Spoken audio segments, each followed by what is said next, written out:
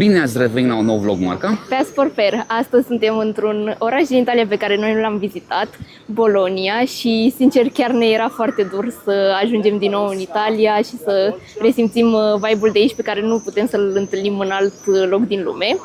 Așa că stați aproape pentru a vizita împreună însorita Italia și nu uitați like, share, subscribe. Și alte alea. Bologna este capitala regiunii Emilia-Romagna, una dintre cele mai bogate culinar și cultural regiuni din Italia, și are mai multe apelative care duc cu gândul atât la istoria orașului, dar și la arhitectura și cultura culinară a acestuia. Îi se spune La Rosa datorită faptului că este un oraș cu arhitectură foarte roșie, dar și din cauza faptului că are o istorie, din păcate, comunistă. A fost una dintre susținătoarele comunismului secolul trecut. Îi se spune La Grasa pentru că este un oraș recunoscut UNESCO pentru cultura lui culinară, și La Torita datorită faptului că este înconjurată de turnuri și are foarte multe turnuri în centrul vechi. Și ultima denumire și preferata mea este La Dota. Este atribuită această denumire datorită faptului că în Bologna există cea mai veche universitate din lume, care datează din 1088.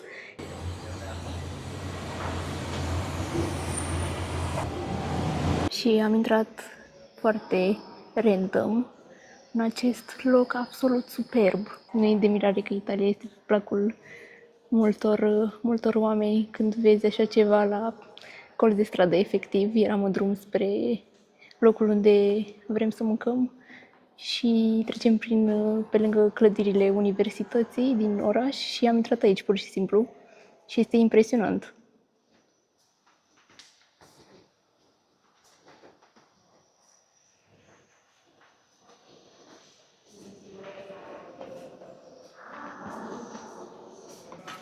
Cred că e o aulă. Pare că o fostă biserică, dar da, poate e o aulă, cum ziceai și tu. Da. E ceva legat de rectorat aici. Da, cred. sigur. Câinii lui Marte. Am aflat și unde am intrat. Este o anexă a Facultății de Arte, a Universității de Belle Arte. E impresionant, efectiv. Aici întâlnim replici după sculpturi faimoase, cum ar fi aceasta Pieta lui Michelangelo. Și este o atmosferă foarte, foarte încântătoare aici. Povesteam cu Marius puțin mai devreme că dacă aș putea să dau timpul înapoi, mi-ar plăcea să fac universitate aici. Așa random, intrăm prin clădiri care sunt deschise și uite ce descoperi. Adică Niște bijuterii. ce frumos este și să-ți fii atent. Wow!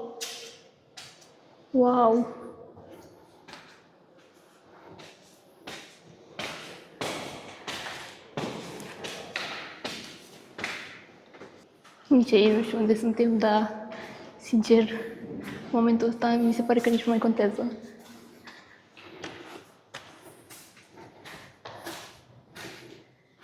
Universitatea de Studii Bologna. Da, Universitatea de Studii Bologna, Facultate- Facultatea de Științe Statistice. Ah, ok. Wow, ce random, știi? Am intrat la Belle Arte mai devreme, Da, parte exact. care mă pasionează pe mine, și acum suntem la științe statistice, parte care îl pasionează pe Marius. Wow! Este super random. Wow. Și adică un vibe perfect cu care să începem călătoria noastră în Bologna. Bine, dar nu ai fi spus că un astfel de cadru este pentru Facultatea de Științe Statistice, știi? Cred că este în reconstrucție. Da, se renovează sigur, dar... Pentru că pare destul de dărăpânat, deși, sincer, îmi dă așa un vibe antic. Păi chiar...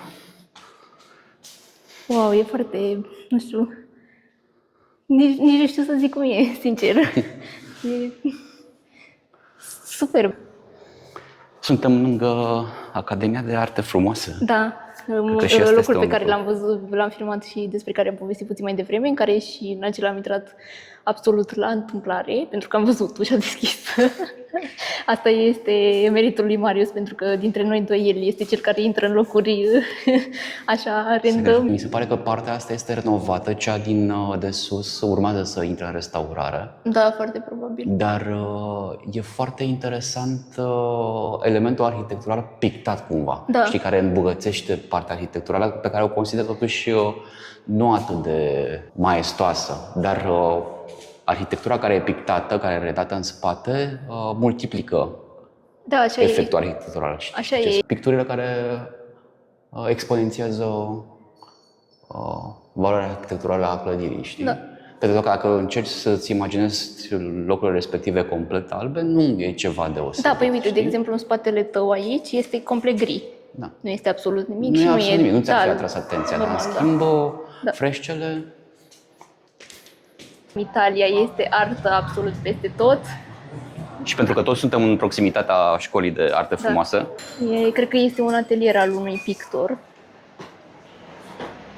Nu știu, deja noi asta fix când am ieșit din clădirea de mai devreme, îi spuneam lui Marius că ce am văzut până acum nu era pe listă. Da, deci exact. ce e pe listă, cred că e peste. orașul Deși sau aici- zona asta are atât de multă istorie că, na.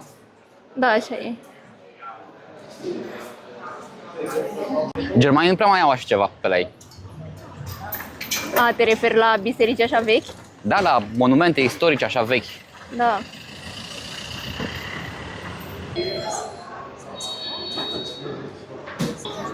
Di porcini con purcini. Ne-am oprit să mâncăm la un restaurant pe care l-am găsit pe Google și pe niște bloguri și au și bere artizanală, cred că produsă local și pare foarte interesantă pentru că aceasta din stânga se numește The Green și cred că E eu... cu lămâie verde, scria ceva de genul ăsta, Da, și asta este da. piasomia. Și da, și mi s-au părut super interesante aceste arome și sperăm că se potrivesc cu ce ne-am comandat. Da, atmosfera e mai mult decât italiană. Merge spre zona spaniolă, mă refer aici la sauna. Da, și culmea e că suntem în Bologna, dar restaurantul are specific toscan, dar muzica este de influență spaniolă și de influență latino-americană și atmosfera e italienească, adică foarte interesant. Pentru că produsele lactate sunt un subiect care mă interesează, am zis să încerc și brânza topită de aici. O porție generoasă, abia aștept, arată și miroase foarte bine. Am ales varianta cu trufe, mai aveai și posibilitatea să alegi cu ficat de pasăre Ok. aici. Porțiile mai mult decât generoase, undeva 38 de euro ne-a costat tot ce vedeți aici. Și de-abia așteptăm Da, să abia mâncăm. Eu deja am Pentru că ne-am luat și niște sandvișuri, eu sunt cu sandvișurile mai mult decât cu brânzica. Dar sper să terminăm pentru că pentru noi e destul de mult. Bun.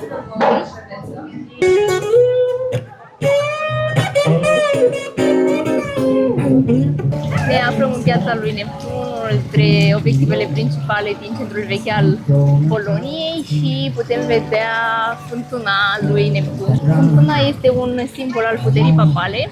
În secolele 16-19, acest oraș se afla sub influența și puterea papei, iar Neptun este o analogie a papei.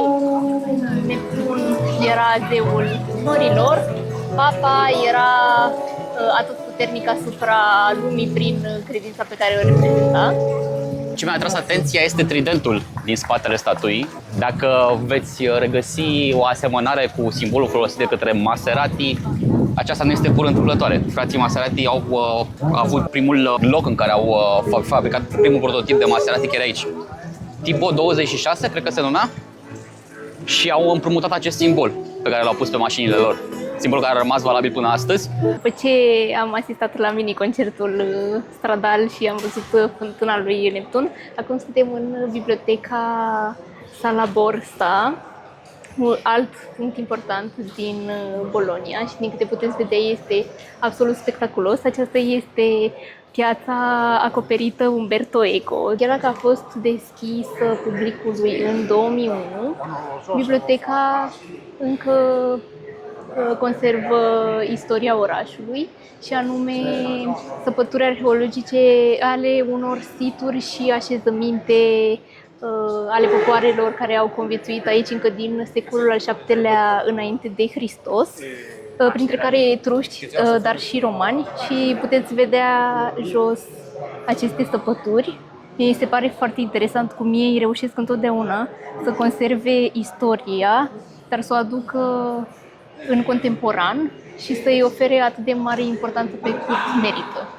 Cred că a fost un eveniment legat de echipa de fotbal de aici. Se pare că la un moment dat chiar au fost campioni cei de la Bologna. Pe așa scrie. Ok. Un spațiu dedicat culturii, accesului liber la informație. Am intrat pur și simplu în această zonă și dacă aș fi dorit să citesc orice titlu, cred că nu m-ar fi împiedicat absolut nimic. Mi se pare fascinant să vezi că în dreptul fiecărei etichete care numerotează cartea apare Bologna.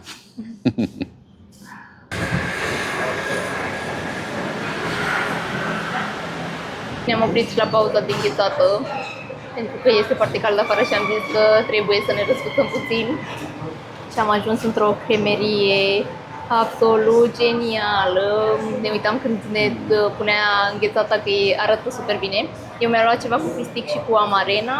Marius și-a luat ciocolată cu rom, cremă siciliană cu portocale și jos încă n-am ajuns la ea. Ce ți-ai luat? Pepene. Pepene? Mamă, dar e super, super bună. Excelent. Întâmplător sau nu, ne-am nimerit fix în zilele în care are loc un festival de poezie.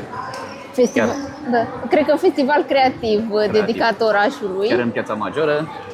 Este destul de interesant pentru că asemănător cu experiențele pe care le-am avut la Leipzig atunci când a fost Festivalul Luminii, dar și concertul acela cu oamenii care au venit din Ucraina și comunitatea din Leipzig. Și acesta a fost absolut neplanificat și pur și simplu ne-am bucurat de ce au putut să oferi autorii și municipalitatea Boloniei. Este foarte interesant pentru că asta ne demonstrează încă o dată că Bologna este un oraș cultural prin excelență. Noi chiar am stat în jur de vreo oră pe acolo până să înceapă. Era destul de gol și cu 5 minute înainte să înceapă evenimentul s-a umplut efectiv piața, pentru că au organizat și o zonă unde puteai să stai pe scaune și asta mi s-a părut cumva și un confort pentru public.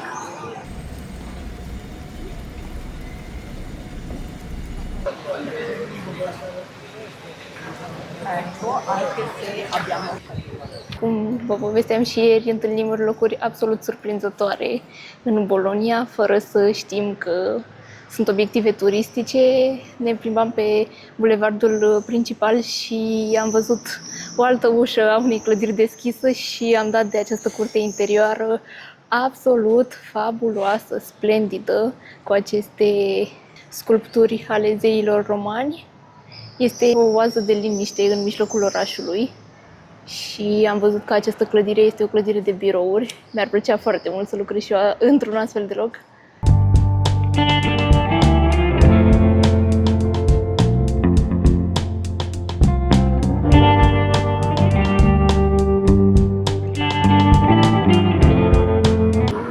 La Horta Zaragoza, unde va începe drumul nostru către sanctuarul San Luca, unul dintre cele mai importante și cunoscute obiective din Bologna. Am ales să mergem pe jos de data aceasta și cred că o să ne întoarcem cu autobuzul. Va fi o călătorie de aproximativ 4 km, deci cam o oră. Este destul de cald și sper că nu ne va îngreuna călătoria. În drumul nostru spre sanctuar am mers prin un portic foarte, foarte lung. Și mi s-a părut foarte interesant că au trecere de pietoni și semafor. Cel mai lung portic din lume? Da, cel mai lung portic din lume, care are 600 de arcade. Și mi se pare super util, mai ales în orașul acesta care este foarte călduros, că protejează vizitatorii de soare și de căldură. porticul prin care mergem acum este cel mai lung portic din lume și a intrat în patrimoniul UNESCO în 2021. Puțin epuizant traseul, cred că sunt cel puțin 2 km de portic aici. Până acum cred că am mers cam 1 kilometru, că mai avem cam 3 sferturi din drum, 4 km cum povesteam, de la Porta Saragossa până la sanctuarul San Luca. Dar avantajul este că trecând prin portic, mergând drept, acum am început să urcăm, suntem apărați de soare și de puțin de căldura din oraș. Da, nu sunt foarte înalte porticurile și asta îți permite să mergi și în timpul după amiezii. Da. Suntem în iunie, la începutul lunii iunie și e foarte, foarte cald în timpul după amiezii și dacă, nu știu, vrei să te protejezi de insolație sau alte lucruri neplăcute, cred că este o idee foarte bună în timpul zilei să te plimbi pe aici. Plus că, de o parte și de alta, poți să admiri diferite monumente istorice. Așa e, da, sunt tot felul de vile, dar și citeam că porticurile găzduiesc și clădiri și tot felul de business-uri mici și chiar am trecut pe lângă o groază de terase, ateliere de croitorie, magazine de haine sau magazine cu fructe și care dau așa o atmosferă foarte eclectică. Da, eclectică, dar și mi se pare că dau o atmosferă intimă orașului, pentru că îmi pare puțin blocat în timp, fiind afaceri, cred că destul de vechi, de secolul trecut. Vechi și nou în același timp. Da, da. Porticul, din câte am citit în expunerea pe care am observat acolo pe data informativă UNESCO, porticul datează încă din perioada antică. Ok. Deci este cel mai vechi portic utilizat într-un oraș. Ok.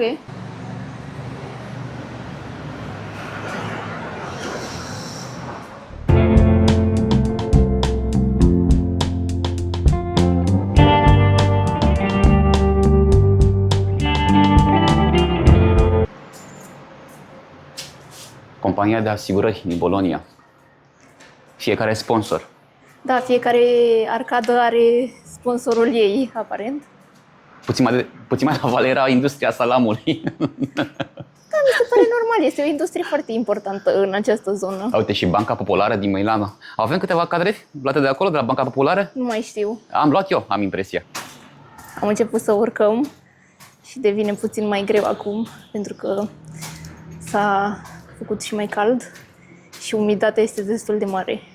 Da, se pare că ți-ai asortat pantalonii cromatic la poloanele astea de aici. Da, mi-am asortat pantalonii la culoarea orașului. Cum ziceam mai devreme, Bologna este denumită și La Rosa. Și am zis că dacă tot am această pereche de pantaloni care se asortează cu cromatica orașului, de ce să nu îi aduc în această vacanță? Da, și de ce îi se spune La Rosa? Uitați-vă, peste tot clădiri de cărămidă. Ca să vă faceți o impresie de cât de lungi, cât de vaste sunt aceste porticuri, mai avem puțin și ieșim din Bologna. Și pentru microbiștii canalului Passport Pair, chiar în spatele meu se află terenul de fotbal al celor de la FC Bologna. Deci dacă sunteți aici la arcadă, aveți posibilitatea să admirați și această priveliște. O ocazie bună cu care să facem și noi puțin sport. Pentru că oricarea asta ne solicită puțin. Arcada cu numărul 442, mai avem că aproximativ 200 de arcade. Ei sunt oameni care merg pe această arcadă cu scopul de a face sport. Am trecut pe lângă noi niște oameni care alergau și în față puteți vedea o doamnă care face jogging. Dacă nu vreți să depuneți efort fizic, recomandarea noastră este să mergeți spre sanctuar cu transportul în comun și să reveniți în oraș pe aici. Sau puteți să folosiți în comun și la dus și la întors. Bine, ar fi păcat, pentru că în porticurile astea sunt anumite zone în care sunt înfățișate momente din viața lui Isus. Probabil că la momentul când au fost renovate, în perioada Evului Mediu, acest lucru conta, sau în renaștere. Și puteți să admirați și opere de acolo, nu numai porticuri. Da, e interesant. Cum zice și Marius, dacă nu vreți să depuneți foarte mult efort, la urcat puteți să folosiți un autobuz special care pleacă din centrul orașului și ajunge la sanctuar și puteți să coborâți prin acest portic. Noi am ales varianta cealaltă, pentru că planul inițial era să venim puțin mai devreme, dar am mai stat și am mai filmat niște cadre în oraș, pentru că era absolut încântător și nu ne-am putut abține. Da. Să mai spunem că nu e nevoie să-ți iei bilet fizic. Da. Ai posibilitatea să validezi cardul bancar contactless La- undeva la 1,5 euro Da, călătoria. în transportul aici. în comun, despre asta Da, vorbește da. Marius acum. Poți să validezi cardul sau ai posibilitatea să-ți iei într-adevăr și un card fizic ca un fel de abonament, dar obiectivele principale din Bologna sunt în centrul orașului și, sincer, nu merită să plătești transportul în comun. Bine, Poate dintre aeroport și... Da. Pentru că, de exemplu, dacă vrei să mergi cu Uber-ul undeva la 25-30 de euro, te costă, dacă vrei să iei trenul, 12 euro de persoană? 12 euro 80 de persoană pe un singur drum și retur era 23,90 dacă țin minte bine. Și autobuzul este 1,5 euro. Da, Deci, sau cel puțin atât am plătit noi. Mare atenție, poți folosi un singur card pentru o singură persoană, pentru o singură călătorie. Deci nu ai posibilitatea să iei mai multe. Sau cel puțin așa am Așa scria observat. pe Da. tonomatul acela din transportul în comun. Deci- Foarte important, recomandarea mea când ajungeți în Bologna, mai ales dacă ajungeți în această perioadă, luați-vă haine în care să vă simțiți confortabil și încălțăminte în care puteți să mergeți pe jos, care să nu vă bată, care să nu vă strângă, pentru că o să mergeți destul de mult pe jos ca să Da, vă e un oraș bucurați de de vizitat acest la oraș. pas, asta este clar. Da.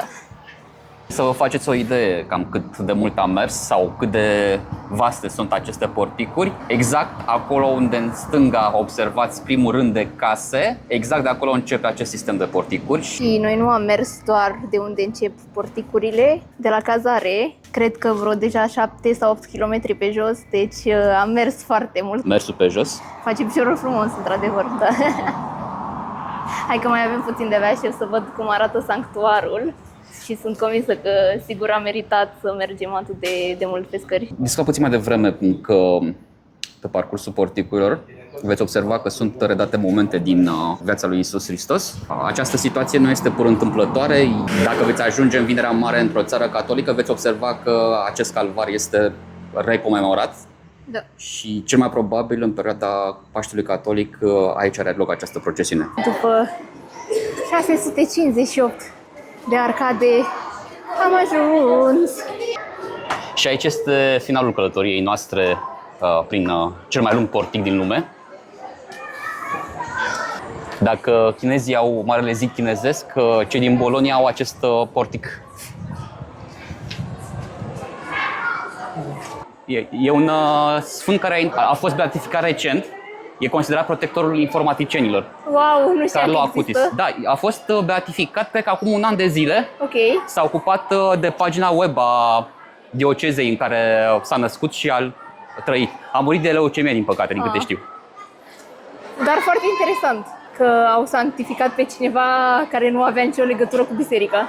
Nu puteam să nu vizităm sanctuarul, care datează din secolul al XVIII-lea, deși a fost ridicat pe o structură religioasă ce datează din secolul al XV-lea. În interior este foarte impresionant, caracteristic bisericilor și catedralelor catolice. O priveliște superbă, direct către centrul Italiei, dincolo de relieful acesta submontan, e Pisa. O să vă dăm un spoiler. Deși n-a fost planificată inițial, când am ajuns aici am hotărât să facem un day trip către Florența, un oraș de suflet pentru noi și de-abia așteptăm să vi-l arătăm și vouă. Și, bineînțeles, un motiv pentru care am ales Florența este Edoardo. Stați aproape și veți observa de ce. Și ce înseamnă acest nume.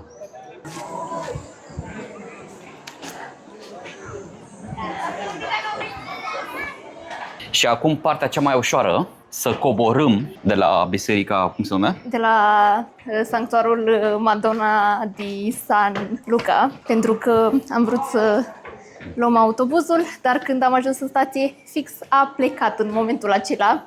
I-a Și făcut Marius cu mâna, se s-a uita în uitat. stânga, n-a nicio treabă. Da, am crezut că s-a uitat și te-a ignorat. Da, în fine, trebuia să mai așteptăm încă jumătate de oră și am zis că în loc să mai așteptăm, să mergem frumos pe la umbră. Exact.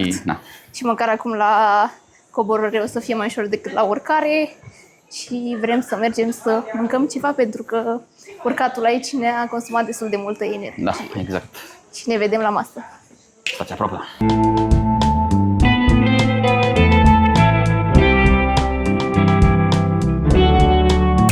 Și cum vă povesteam când am început să coborâm de la sanctuar, ne-am oprit să mâncăm și am descoperit pe mai multe bloguri de unde mi-am făcut eu research acest restaurant care se numește Trattoria da Me. Nu ne-am făcut rezervare, era destul de plin, dar totuși am reușit să luăm o masă. Și chiar am fost surprins să vedem că acest restaurant este menționat în ghidul Michelin din 2025 și chiar citeam că șeful de aici este o femeie foarte inovatoare în ale bucătăriei italienești, îmbinând rețetele clasice cu metodele de bucătărie moderne.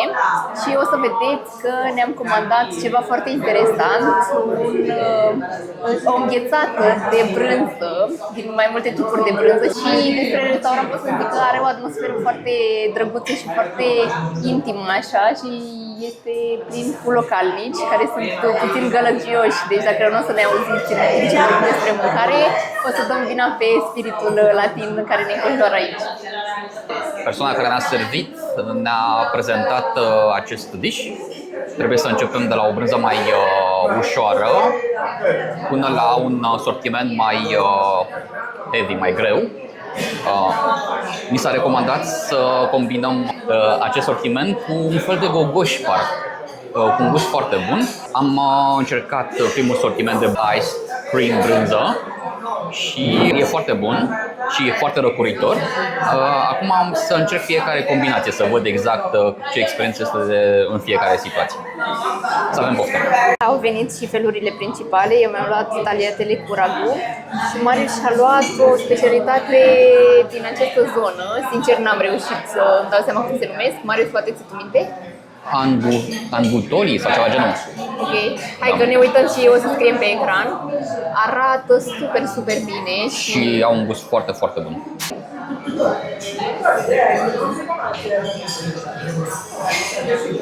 Bunisimi, foarte bune. Foarte bune, chiar cred că își merită locul în ghidul Michelin, sincer. Sperăm că nu v-am făcut poftă, dar în cazul acesta luați pe ceva de rânțăit și ne întoarcem cu nota, care nu o să fie așa accesibilă cum am obișnuit, dar am vrut să ne răsfățăm de data aceasta. Bineînțeles, am putut rezista tentației și am luat și desert. Al meu este ceva special, este o înghețată cu ricotta și ulei de măsline, iar Marius și-a luat un canolo specific sicilian, dar forma aceasta este cea pe care o fac la Milano. Sperăm că o să fie bune și deserturile, pentru că mâncarea a fost absolut delicioasă. Pentru că v-am promis că revenim și cu nota de plată, a fost 76 de euro și 60 de cenți, pentru că ne-am luat și două deserturi care au fost absolut delicioase și, cum v-am povestit mai devreme, foarte imprevizibil cel pe care mi l-am comandat eu. Un preț, aș spune că decent pentru un restaurant de genul acesta care este înscris în ghidul Michelin. Mă așteptam sincer să fie puțin mai scump decât am plătit, dar se pare că decent pentru ce am mâncat și calitatea produselor folosite în dish-uri.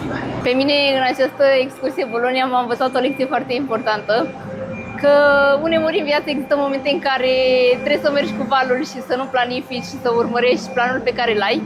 Pentru că eu sunt genul de persoană care îi place să organizeze și să aibă o listă cu toate lucrurile pe care le vrea să le facă într-o vacanță. Și de data asta chiar ne-am abătut de la lista inițială și nu am văzut toate obiectivele turistice pe care ni le-am planificat și nici nu v-am povestit despre ele, pentru că orașul ăsta este o comoară și o bijuterie în toate colțurile lui și sincer nu merită să vă prezentăm doar punctele turistice din oraș, ci și părțile poate mai puțin cunoscute.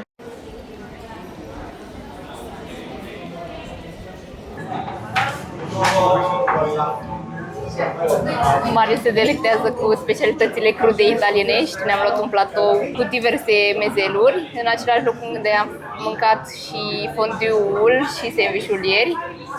Încercam să gesticulez cât de bun e. Ce ați văzut că am mâncat puțin mai devreme a fost 20 de euro cu tot cu 2 băuturi răcoritoare. Platoul a fost bun, puțin, adică dacă e să mă întreb, puțin scump, dar bun. Da. Păi am preferat să luăm platoul respectiv pentru că erau diferite Da. Diferite produse, tipuri de mezeluri, da. Și am zis să le încercăm pe toate, pentru că dacă n-am fi rezumat cum am făcut ieri doar la sandwich-ul respectiv, am avut un singur tip de... Da, așa e. Și noi după ce am vizitat santuarul și am fost la prânz, ne-am întors la cazare pentru că, sincer, ne-a obosit foarte tare căldura de aici și tot, da, cei, nu știu, am mers foarte mulți kilometri astăzi, dar pentru noi nu e neobișnuit, pentru că noi așa ne facem vacanțele. Dar chiar ne uitam și vorbeam că în orașul ăsta e o atmosferă super efervescentă datorită faptului că sunt foarte mulți studenți, dar nu e deranjantă și nu e efervescența aia tip haos, așa, pe care o întâlnești în alte orașe. Cum în regie, da. de exemplu, știi că Sau... e ușor obositor, știi? Da. Nu, aici este altceva, Da, e despre socializare. Exact. E așa, un dolce far niente, dar o are alt socializare vibe. cu stil, nu știu cum să spun, știi? Da, exact. De exemplu, mă uitam acum, m-ai întrebat tu ce faci, de ce te-ai rămas în urmă. Da. Era o tipă, un grupul ăla de studenți, care făcea măsurători la elementele arhitecturale ale clădirii din fața ei. Da, probabil se pregătea de sesiune. Probabil, nu știu.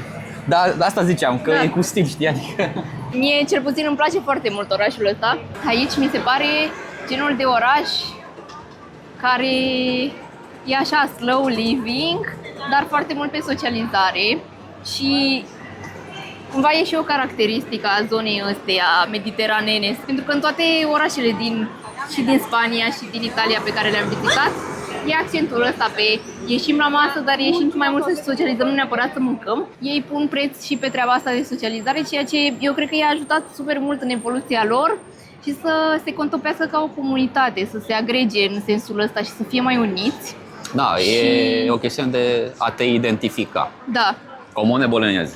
Da, exact, da. O altă denumire a Boloniei este la Turita, ceea ce relevă faptul că are foarte multe turnuri. Iar în spatele nostru puteți să vedeți cele mai importante 2 turnuri din acest oraș, lucru pentru care în perioada medievală era cunoscut ca Manhattanul perioadei medievale. Deci astea sunt doar 2 din un număr de 10 de alte turnuri care erau construite aici.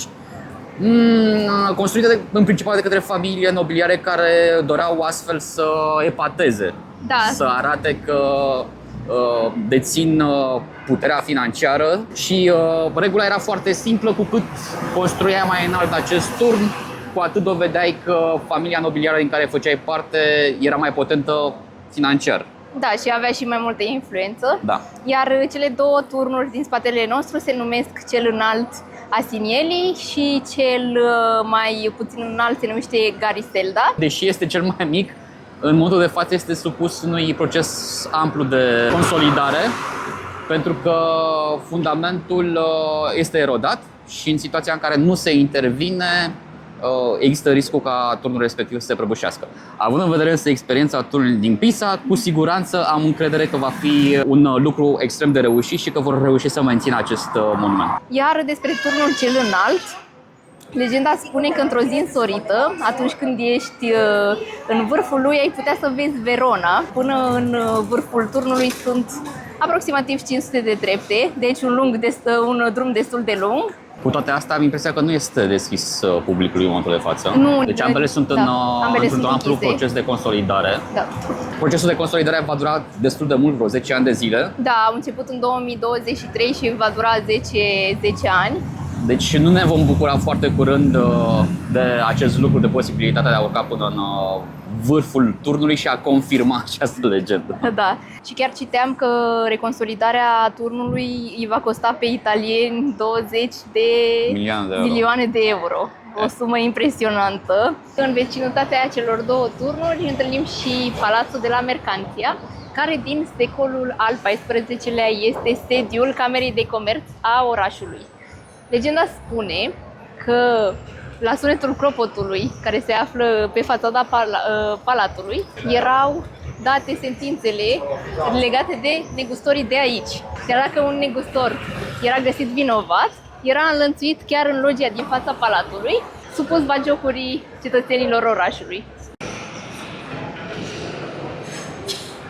Cum ne plimbam noi pe străduțe rentă, m-am dat de unul dintre punctele pe care într-adevăr le aveam pe lista mea cu obiective. Aceasta este Basilica San Stefano din piața cu același nume. Este denumită de localnici și Siete Chiese, adică 7 biserici. Un fapt interesant despre acest edificiu: a fost ridicat pe un așezământ religios păgân care era dedicat zeiței egiptene Isis.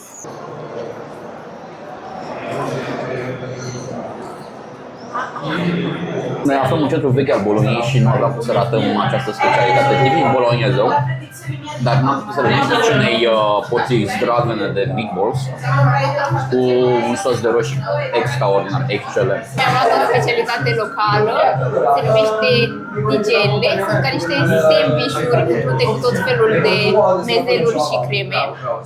Noi ne-am luat un coșuleț de 6, dintre care unul este dulce, cu ricota și gem de smântine, iar celelalte au de la mortadella, prosciutto di Parma, cred că este și niște prosciutto cotto undeva pe aici și mai avem una cu cremă de brânză și anșoa. Am luat-o mai mult pentru Marius, pentru că este o combinație care i-ar plăcea lui și să vedem cum este, pentru că am citit peste tot despre ele și sunt foarte curioasă.